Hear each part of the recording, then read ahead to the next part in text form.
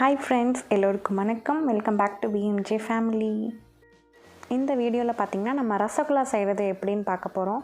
So அதுக்காக நமக்கு first மெயினாக தேவை பன்னீர் எப்படி செய்யணும்னு நம்ம ஏற்கனவே வீடியோ போட்டிருக்கோம், நம்ம சேனலில் இருக்குது. நான் டிஸ்கிரிப்ஷனில் லிங்க் தரேன், பார்க்காதவங்க செக் பண்ணிக்கோங்க. இந்த பன்னீரில் ஒரு பார்ட் பார்த்திங்கன்னா பாதி நம்ம பன்னீர் குர்குரே அந்த ரெசிபி செஞ்சுட்டோம்.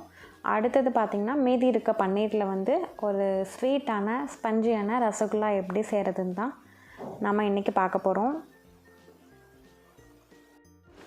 நான் எடுத்திருக்க பன்னீரோட அளவு பார்த்திங்கன்னா ஒரு 100லேருந்து 120 கிராம்ஸ் கிட்ட இருக்கும். ஸோ இந்த மாதிரி பன்னீரை எடுத்துட்டு அதை நல்லா கையில் உதிர்த்து விட்டுக்கோங்க.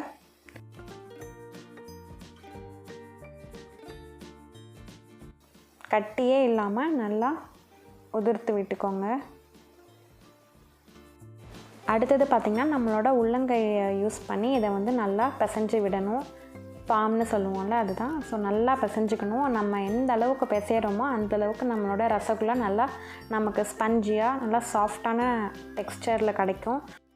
இந்த மாதிரி அழுத்தி நம்ம பிசைகிறப்ப பார்த்திங்கன்னா ஷோல்டர் நல்லாவே நமக்கு வலிக்கும். ஸோ அதை பார்த்துட்டு நீங்கள் நிப்பாட்டிடாதீங்க. கண்டிப்பாக ஒரு 1/4 மணி நேரமாவது நல்லா பிசையணும். அப்போ தான் அந்த கரெக்டான ஃபார்ம் கிடைக்கும்.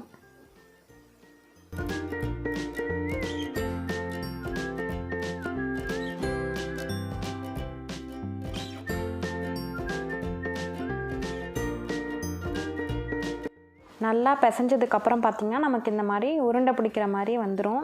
ஸோ இதுதான் கரெக்டான கன்சிஸ்டன்சி. இதிலிருந்து நம்ம இப்போ சின்ன சின்ன உருண்டையாக பிடிச்சி வச்சுக்கலாம். சின்னதாகவே உருண்டை பிடிச்சி வைங்க, ஏன்னா நம்ம செய்கிற அளவோட இன்னும் டபுளாக நமக்கு ரசகுல்லா வரும். ஸோ அதனால் குலோப் ஜாமுன் உருட்டுவோம்ல, அந்த மாதிரி சின்ன சின்ன உருண்டையாக உருட்டிக்கலாம். இந்த மாதிரி விரிசலே இல்லாமல் உருண்டை உருட்டி எடுத்துக்கோங்க. எல்லா உருண்டையும் நம்ம இப்போ ரெடி பண்ணிட்டோம். அடுத்தது நம்ம இதெல்லாம் சர்க்கரை பாகில் போடணும். இப்போ சர்க்கரை பாகு எப்படி செய்கிறதுன்றதை பார்க்கலாம். ஒரு வடை சட்டி வச்சுக்கோங்க.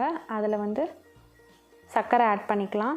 350லேருந்து 400 கிராம் அளவு போட்டுக்கோங்க. நீங்கள் எந்த அளவுக்கு பன்னீர் எடுக்கிறீங்களோ அந்தளவுக்கு ஏற்ற மாதிரி சர்க்கரை சேர்த்துக்கோங்க. தண்ணி ஒரு 800 ml அளவு நான் ஊற்றிருக்கேன். இதை நல்லா மிக்ஸ் பண்ணி விட்ருங்க. ஸோ சுகர் எல்லாமே உங்கள் டேஸ்ட்டுக்கு ஏற்ற மாதிரி நீங்கள் போட்டுக்கோங்க. நல்லா ஸ்வீட் சாப்பிடுவீங்கன்னா நல்லா நிறையாவே போட்டுக்கோங்க. இப்போ கொஞ்சமாக நான் ஏலக்காய் தூள் சேர்த்துருக்கேன். இதே மிக்ஸ் பண்ணிக்கோங்க. ஸோ மிக்ஸ் பண்ணதுக்கப்புறம் பார்த்திங்கன்னா தண்ணி நல்லா கொதித்து வரணும். அதுக்கப்புறம் தான் நம்ம அந்த குட்டி குட்டி உருண்டைங்கள்லாம் இதில் சேர்க்க போகிறோம்.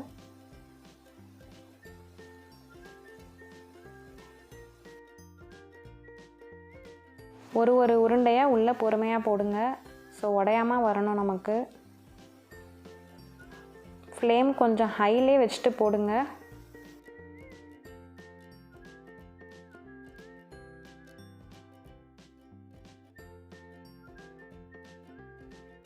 எல்லா உருண்டையும் சேர்த்ததுக்கப்புறம் பார்த்திங்கன்னா நம்ம ஒரு தட்டு வச்சு மூடி வச்சிடலாம். அது நல்லா கொஞ்சம் நேரம் வேகும். ஸோ அப்பப்போ இந்த மூடியை திறந்து நம்ம இடையில கிண்டி விட்டுக்கலாம். அப்போ தான் ஈவனாக குக் ஆகும்.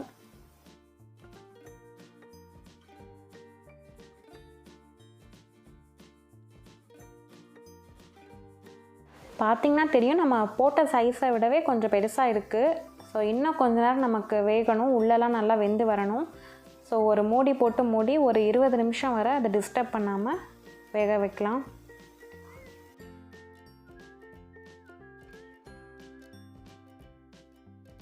மினிட்ஸ் ஆயிடுச்சு. நம்மளோட ரசகுல்லா பார்த்திங்கன்னா நல்லா சூப்பராக ரெடி ஆகிடுச்சு. நம்ம போட்ட சைஸை விட பார்த்திங்கனாவே தெரியும் நல்லா டபுள் மடங்கு பெருசாக இருக்குது. இதை அப்படியே பார்த்திங்கன்னா ஒரு 2 to 3 நிமிஷம் நல்லா கொதிக்க விடுங்க. ஸோ நம்ம இப்போ ஸ்டவ் ஆஃப் பண்ணிடலாம்.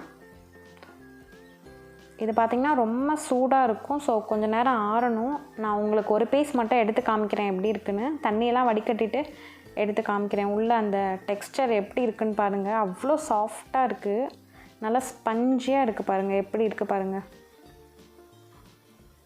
கரெக்டான கன்சிஸ்டன்சியில் இருக்குது. ஸோ நீங்களும் இந்த ரெசிபியை வீட்டில் ட்ரை பண்ணி பார்த்துட்டு எப்படி இருந்துச்சுன்னு கமெண்ட் செக்ஷனில் சொல்லுங்கள். வீடியோ பிடிச்சிருந்தால் லைக் பண்ணுங்கள். அப்படியே மறக்காமல் நம்ம சேனலை சப்ஸ்கிரைப் பண்ணிடுங்க. தேங்க்யூ.